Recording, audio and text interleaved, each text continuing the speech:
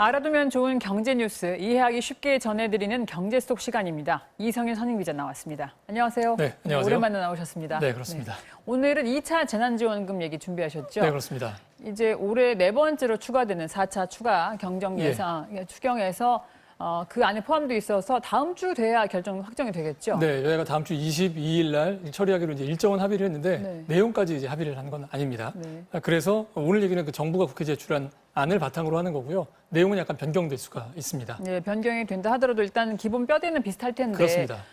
이 가운데서 규모가 큰 것 위주로 몇 개를 좀 추려서 들여다보겠습니다. 네. 먼저 제일 큰 것들이 자영업자들에게 지급되는 지원금이죠. 네, 그렇습니다. 이 정부는 한 290만 명 정도가 대상이 될 거라고 보고요. 예. 여기에 예산을 3조 2천억 원 정도를 배정을 했습니다. 이번 그 추경 예산의 한 40% 정도가 되는 거니까 예. 추경 예산의 가장 핵심적인 사업이라고 봐야 될 것 같습니다. 그 지급 대상은 이렇습니다. 코로나 재확산으로 어려움을 겪은 소상공인들 일반에게 100만 원을 일단 지급을 하고요.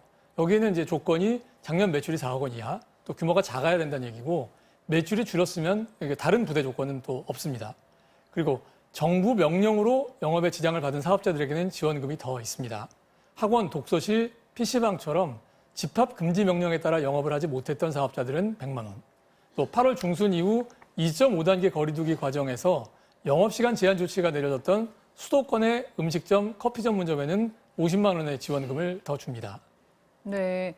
이게 문을 아예 닫은 분들은 100만 원을 받고 네. 9시까지 하신 분들은 50만 원을 받으시는 거니까 얼른 그렇죠. 듣기만 하면은 사실 조금 여기서부터 형평성 문제가 나올 수도 있겠다 싶긴 한데 아무튼 지원금은 겹으로 받을 수 있는 거죠. 그렇죠. 예. 매출 4억 원 이하의 그 소규모 수도권에 있던 음식점의 예를 들어보면요. 예. 영업시간 제한 조치에 따른 지원금 50만 원을 받고 여기에도 일반적인 소상공인 지원금 100만 원을 함께 받을 수가 있습니다. 네. 뭐 좀 다른 측면에서 보면 연매출이 4억 원을 넘는 수도권의 식당의 경우에는 이 가운데 그 영업시간 제한 조치와 관련된 지원금 50만 원을 받을 수가 있고요.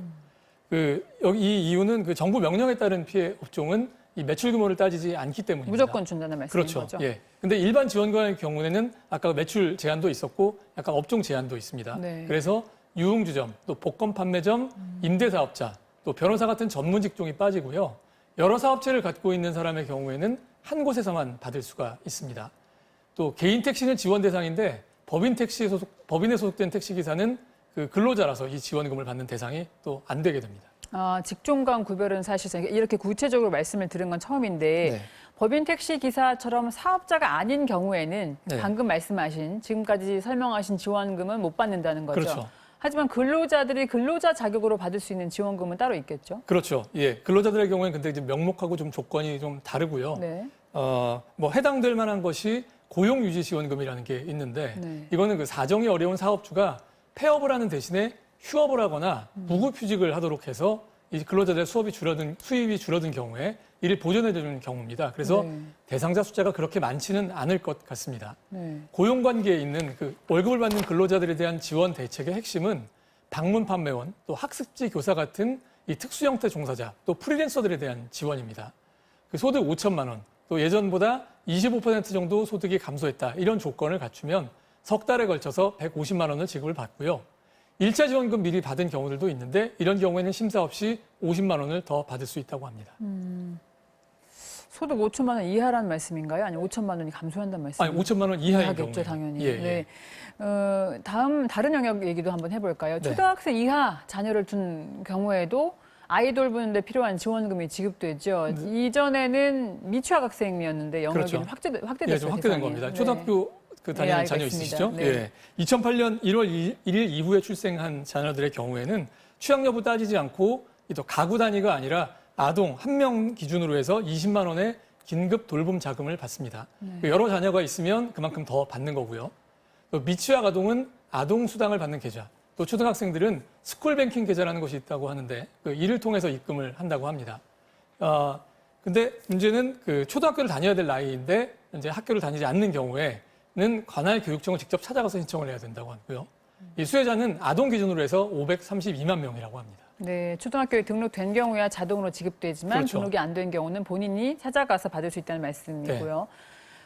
사실 지금 이슈가 많이 되고 있는 게 통신비지 않습니까? 예, 그렇죠. 1인당 예. 2만 원 준다는 거예요. 네. 근데 이게 여야 합의가 쉽게 이루어지지 않을 것 같은 분위기던데 결론이 어떻게 날지 궁금합니다. 네, 그렇죠. 이게 대상자가 4,600만 명 정도 되거든요. 네. 예, 한 사람에 1회선씩 주는 거고 예. 개인 명의는 되는데 법인 명의로 돼 있는 휴대폰은 또 안 되고요.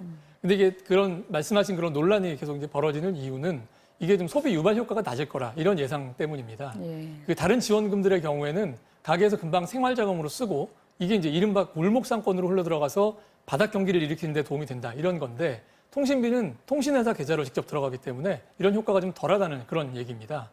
이 특별 돌봄과 관련해서도 뭐 학부모라 잘 아시겠지만 돈이 필요한 것보다는 안전하게 맡아줄 사람 또 뭐 내가 돌볼 시간 이런 게 더 필요하다 이런 지적들도 있습니다. 네, 말씀 듣다 생각난 건데 네. 2만 원이 통신회사로 들어간다고 하지만 제 주머니에 2만 원 남는 거니까 그 돈을 골목상권에서 쓰는 그런 그렇죠. 효과를 예. 아마 여당은 생각한 예, 것 그렇죠. 같은데 그래서 이제 논란이 좀 되는 네, 겁니다. 설득력을 예. 조금 더 붙였으면 좋겠다는 바람이 있고요. 이 코로나19로 피해를 보신 분들 특히 취업 시장이 꽁꽁 얼었잖아요. 네. 정말 어렵다. 나 정말 국가의 도움이 지금 필요하다 싶은 분들이 여럿 계실 텐데 나한테 맞는 지원이 있는지 알아볼 방법이 있습니까?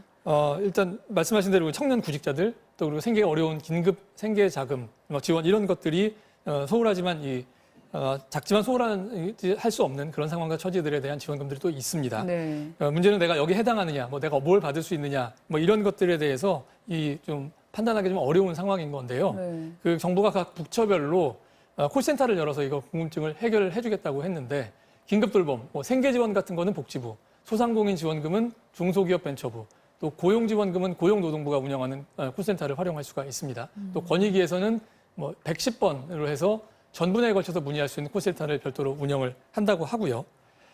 이 국회 논의도 끝나기 전에 정부가 보면 지원금 수령 방법까지 굉장히 정리를 할 정도로 이제 순발력 있게 추경을 준비를 했는데 예. 또 막상 이제 지급할 때가 되면 나는 어려운데 왜 지원 대상에 빠졌느냐 하는 일도 일어날 수 있을 겁니다. 이게 이제 선별 지급에서는 뭐 나타날 수밖에 없는 어쩔 수 없는 일인데 국회 논의 또 그리고 그 이후까지 마무리가 잘 됐으면 하는 바람입니다. 예, 고민해서 나온 결론이니까 좋은 결과로 이어졌으면 좋겠습니다. 네. 감사합니다. 네.